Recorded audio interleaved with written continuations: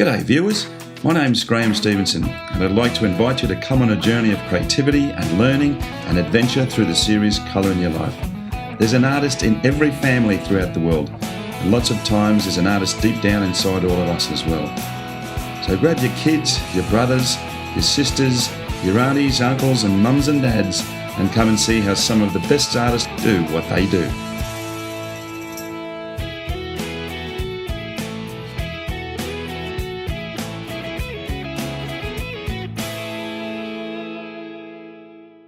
Well, hi folks, and welcome back to Colour in Your Life. We are in a lovely little town in central Victoria called Warburton in the Dandenongs. It's a little chilly today, and I'm with a fantastic acrylic artist, Clair Bremner. Claire, hi. Welcome to the show. Thank How are you? Very good. Thanks for having us in your studio. Thank you. Great Welcome. place to be. Claire is an acrylic landscape artist, and she has a really individual style. And she sells extremely well in the Victoria-Melbourne area. I mean, it's fascinating stuff. I mean, I love the way she puts these surrealist pieces together. But you had a bit of a history with your family. Yes. And they really were very much a part and parcel of developing you into an artist these days. Many you've taught photography. I did, yes. I used to be a things. professional photographer, for many years. Tell me a little bit more about your family.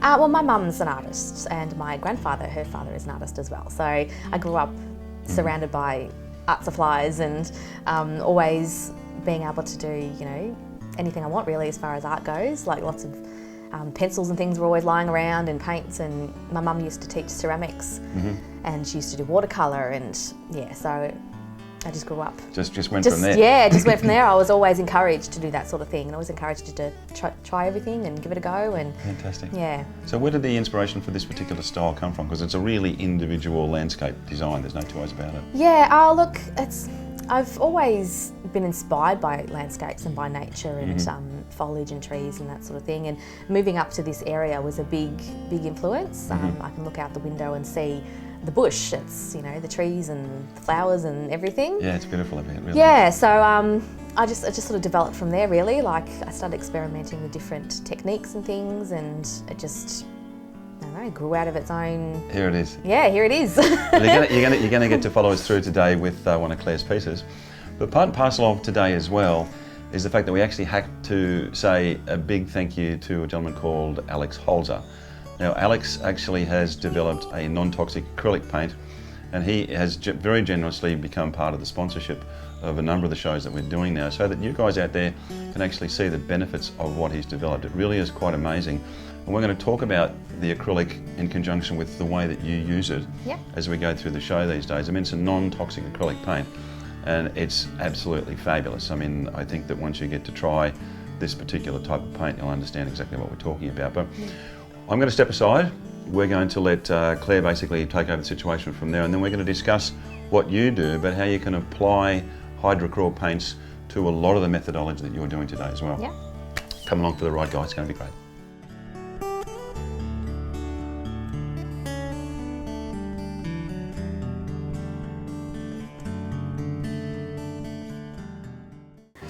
I don't usually start with a plan. I usually just put paint down because I don't like the canvas being white for very long.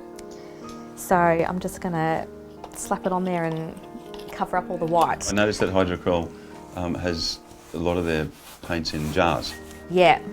And you find that okay? I do, because I do actually work straight from the jar. I mix a little bit later on. I'll start mixing them together a bit, but to start with I do literally just take it straight as it is. As you can see, the colour is very vibrant. Yeah, even with the water it seems to maintain its intensity. It does, yes. It stays just as vibrant as it is in the jar. Okay, that was the phthalo blue, and this is the Hydrocryl turquoise. Ooh. Which is a little bit more of an opaque colour. You can see that one's more of a transparent washy colour. Yep. This is a little bit more of an opaque colour, but I tend to mix them together on the canvas just to get a bit of a base down. Yeah, the thing about a lot of these colours is that they don't have any talcs or powders. Yeah. They're all natural pigments, so the intensity of the colour really pops out at you. It is, and they mix really well as well, because you're only mixing pigment to pigment, really. So they don't go muddy at all. They stay quite clean and crisp, and the vibrancy remains a lot as well. So do you have any particular influences with your work at all? I'm mainly just influenced by the bush, really. Like I live in an area where I'm surrounded by trees and scrub and forest, and I spend a lot of time out there with my children. You know, we go on walks and go to the river. We live near the Yarra River. We actually swim in the Yarra River. It's the clean part of the Yarra River. Yeah. And so while I'm down there with them, I tend to do some sketching and, you know, things like that. And so that's generally where the inspiration is, but I don't take a direct, you know, representation of the bush. It's a little bit real and it's a little bit not real. It's mixed together in like a imaginative kind of way. And you've actually got a painting called The Swimming Hole, which is a diptych, but it's actually of the area you go swimming. It is, yes. It was directly inspired by that area. It's a lot more blue in the painting than it is in real life. It's actually a bit more murky than it appears in that painting, but I took some artistic license. Fair enough. And made it a bit more, you know, pretty looking. Hydrocal paint has a really, really buttery consistency. You can actually see it's actually quite thick, which means that it actually lasts, like goes a long way. Yeah. Like, you know, a little bit goes a long way with this paint, and it covers the canvas really, really well. I've been using these paints for about 18 months now. I really, really love them. They're very reliable as well. Like the colours are very consistent. Like you pick up the same colour, different tubs, same colour, and there's no changes in them at all, which is good when you're doing a series of paintings that are using the same colours. You know, you sort of want everything to be consistent without variations in tones and things. Yeah, what I'm noticing is that with a lot of acrylics, they dry really quickly. Yeah. And this actually seems to maintain its body. It does, yeah. In order to dry it a bit quicker, I tend to use the hairdryer in between layers to actually speed it up the drying process, because it does, yeah. You do have a lot of workability in them. You can move it around a bit, but even though the paint is quite thick, you can actually water it down with mediums to make it very, very, almost like ink. It can become quite watery, so it's pretty versatile in that way as well. Yeah, they produce a very, very good flow promoter. Yeah, they do, yeah, I use that quite a bit. And the thing about your art is that it really comes from the heart. Yes. There's a little bit of an emotion, and you sort of say, well, I'll put that there, and you know, it's in a sense, it's almost an abstract approach. Yeah, it is. Yeah, I really don't plan that much. So the only time I really plan painting is when I'm doing a commission and I'm painting something very specific, and the client and I need to be on the same wavelength about what that composition is going to look like. Yeah. So that's the only time I really sketch anything out. Other than that, I tend to just let it go and do its own thing.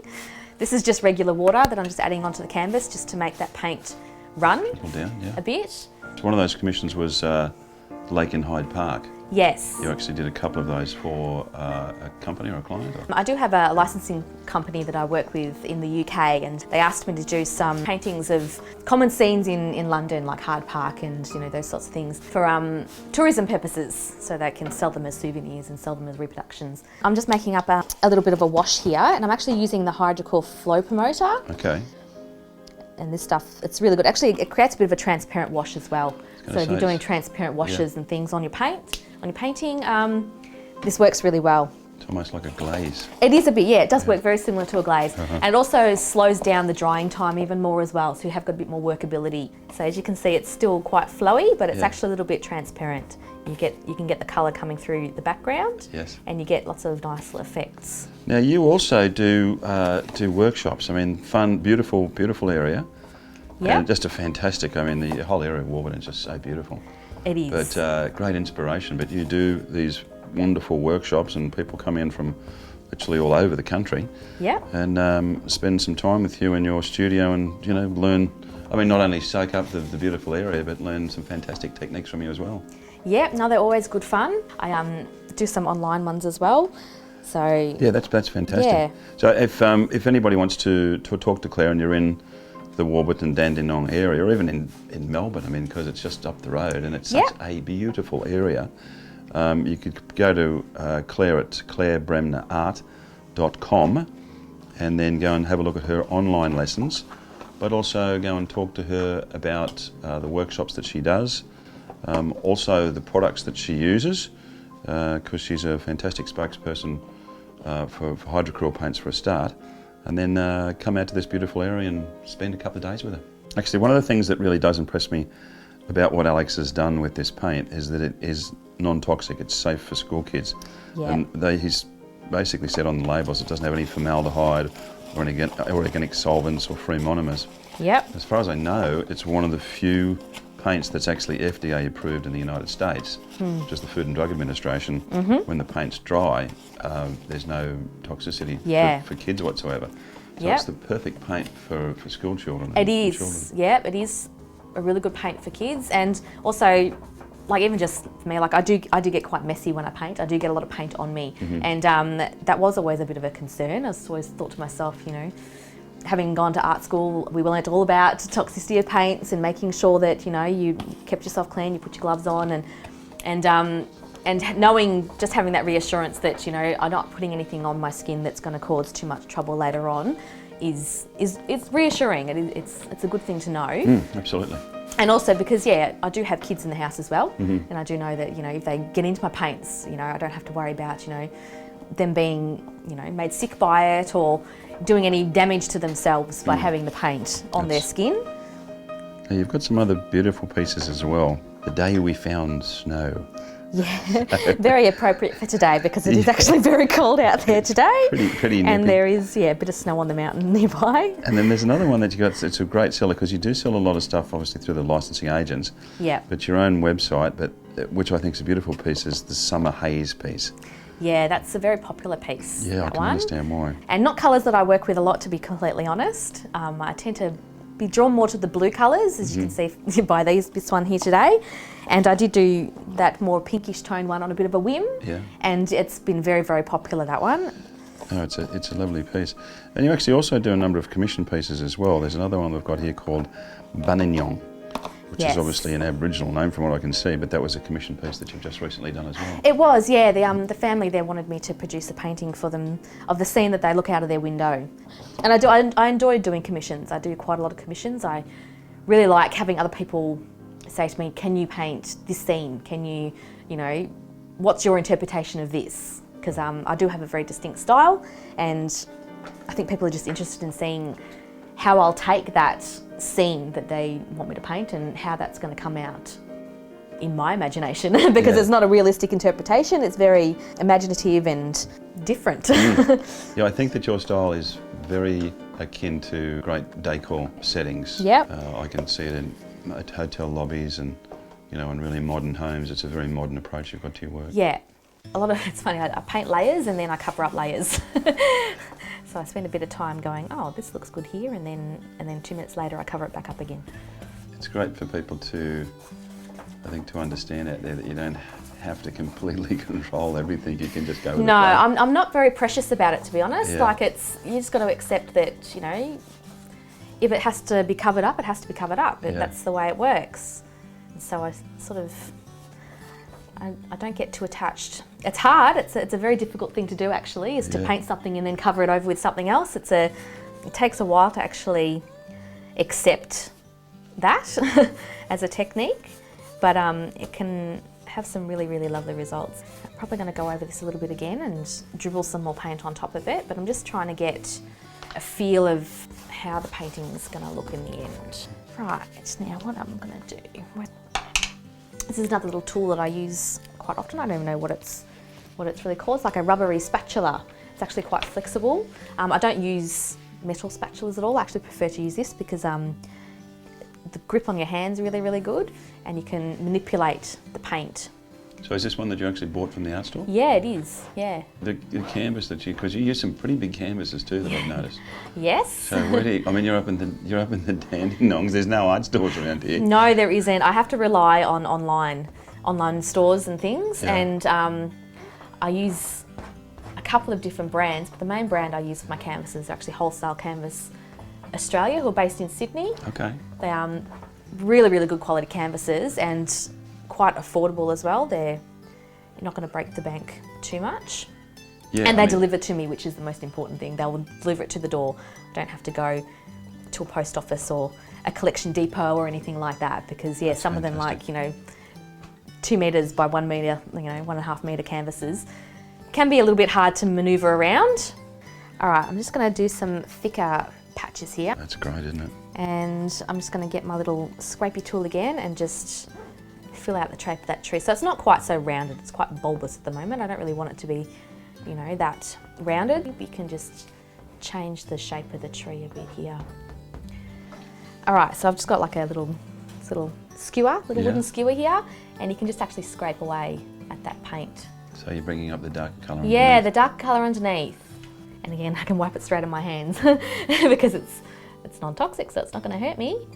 Yeah, all those colours they're single pigment colours as well. That's the amazing part about it. When you are mixing them, it actually makes the mixing of the colours really clean because you're mixing one pigment with one pigment. Yeah. So it helps actually learning to mix colours, makes it really, really easy because you're not going to have muddied up colours because you don't really know that much about colour mixing yet. Yeah. You can experiment with it. One of the images that was sort of fairly profound for you was one called Autumn Meet Winter. And Yeah. it was really when you started to develop this particular style. Yes. You know, putting that together, and it's obviously blossomed quite fantastically for you. I've experimented with lots of different styles over the years because I have experience with a lot of different mediums. I've done watercolours, I've done acrylics, I've done oils, I've done fine art like drawing, like realistic drawing. I've done lots of different things. And so folk art, I've done folk art painting, and a lot of the shapes of the foliage in my paintings are quite folk art inspired. So I've sort of taken inspiration from all of the different things that I've done in the past. Yeah. This is just what came out. And people started reacting to that and responding to that, and so once you start doing something that people like, you tend to do more of it and more of it and more of it, and then you become known for that thing. So that's kind of just what's happened for me, and I couldn't be happier. This is what I do now. I paint all day, every day. But it just looks fun. I mean, I want to go home and do it myself. Yeah. It's deceptively tricky though. It's taken me a while to actually learn how to get the colours to work together. Like it seems random, but there's a lot of knowledge behind it. And it does take a bit of practice, but the main thing I'd have to encourage people to do is just do it. I'm also well aware that hydrocryl makes like really iridescent and fluorescent colours as well. I mean, I know you're using those today, but they also make metallic colours too. So there's a pretty excellent range of those type of colours as well. There is a big range actually, yeah, and even like with the general colours, there's a big range to choose from. And you use a pretty wide variety of brush sizes as well. I do, yeah, and I don't use a lot of artists' brushes, to be completely honest. Most of these are just house painting brushes from the hardware shop. Yeah. Once I get down to the finer detail work, I do actually switch to obviously more finer detailed artist brushes, but for most of the initial process, they're just hardware brushes, you know, for regular house paint. Okay, so what I'm trying to do now is I'm going to start adding some details into the painting. But I'm going to use this white to actually add in some floral shapes in here. That looks pretty spectacular. Yeah, it does. Like sometimes it's a bit nerve-wracking doing things like this because you're like, oh gosh, you know, is that going to make sense with the rest of the painting? But it does in the end. This is a fairly monochromatic-ish coloured painting, really. Like they're all very green and blue tones, and so it does need a bit of contrast in it. Now I'll get a yellow colour here. This is the long part of the process. This is what takes all the time. Putting down the basic shapes of things doesn't take much time, but it's now working out where you're going to draw attention, the details that you're going to put in. And it almost comes a bit meditative after a while because it's the same thing over and over and over and over and over. So different brush, different technique. Yeah, different brush. This is just a little flat brush. Okay. Just doing like really simple little dashes. Well, Claire, it looks like you've got a lot to deal with here with those little strokes. Yep. So what we might do is we might let you work for a while and then we'll come back once you've done some more. Yep, that's fine. I'll be here for a while. Yeah, I bet. Like this.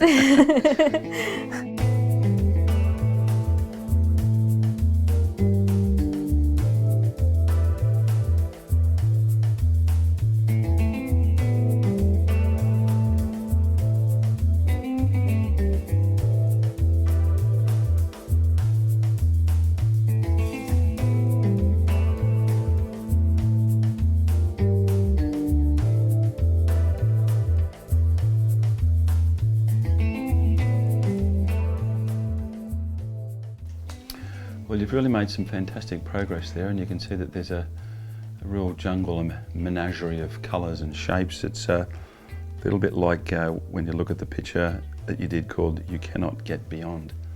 though. Tell me a bit about that. My main inspiration is actually the tangle of vegetation that you see when you do look out into the bush. Like from a distance, it all just looks like a big mess of flowers and trees, but when you actually get close to it, you can start to see individual plants and individual details of things, and that's sort of where I try and get my paintings to that same level, where from far back you see, you know, bits of colour, but once you look closely at it, you can start to pick out the details of the individual trees that are within the piece. So yeah, try and get that feeling of, you know, a jungle. So you've got a bit of a glaze there, or that's pretty powerful? It is, it's a very, very powerful colour. I'm just actually going to just tone down these areas here with the white flowers just a touch. Yeah. I mean, the beauty about what you do is that your career's got to the stage where people from all over the planet are collecting your work now in the USA and in the UK and basically right across Australia as well. So it's a fantastic achievement. So as far as your licensing is concerned, tell me a little bit more about that. I'm represented by Bright Art Licensing, who are based in the UK, and they license out my artwork to be reproduced on various things, you know, greeting cards. There's a couple of companies that produce prints to sell in their retail stores and things. Well, that's pretty cool, because I know that that's very hard to get into at the best of times. Yeah, no, I feel very lucky actually, because they're a very, very well-known company, and actually have a really good reputation as well. They deal with a lot of illustrators and, you know, artists. So if people want to go in and see what you're doing and even your tutorials and see your licensing and your images, what's your website again? My main website is clairbremnerart.com. On my website I have a list of all the stockholders and people that, you know, sell my work, both prints and originals, and I tend to update that quite regularly. So that's clairbremnerart.com. That's it, yeah, that's Fantastic. it. That's the one. Fantastic. Well, fantastic day, Claire. That was wonderful. Thank you for coming. Went through the process of a wonderful landscape piece, and it's like expressionist and abstract, really. I'd say expressionist abstract, yeah. It's somewhere in between. Pretty cool. So go in and have a look at Claire's website at clairbremnerart.com and go and have a talk to her. She's got some online lessons in there as well, don't you? Yeah. They're fantastic. Also, we want to thank Mr. Alex Holzer from Hyde. This stuff is fantastic. It's like, if you look at it, it's really, really creamy paint. It's as thick as you can get, it really is. It's just beautiful. But Alex has sponsored a lot of the artists that we're filming at the moment. We really appreciate that. That's really part and parcel of what Colour in Your Life is all about, is having people come on board and support the artists. And obviously you guys can get to see what this fantastic product is really all about. Non-toxic, it's fantastic for school kids, it's fantastic for children. So come along and talk to Hyde. We're putting up their website at the moment as well. It's a fantastic product, really. Go and talk to them. We've had a great time, as we always do. If you want to come and see us in our Facebook page, please do so. And our YouTube channel and subscribers is growing really, really rapidly. It's really crossing the world. I think we've got like 70 countries that come in now. I mean, even India wants us over there as well, which is pretty cool. But we're going to head off again. Had a great day. Thank you so much. Thank you very much for coming. That was really cool. So, but remember, as we say all the time, guys, make sure you put some colour in your life, specifically this one as well. See you guys. Bye now.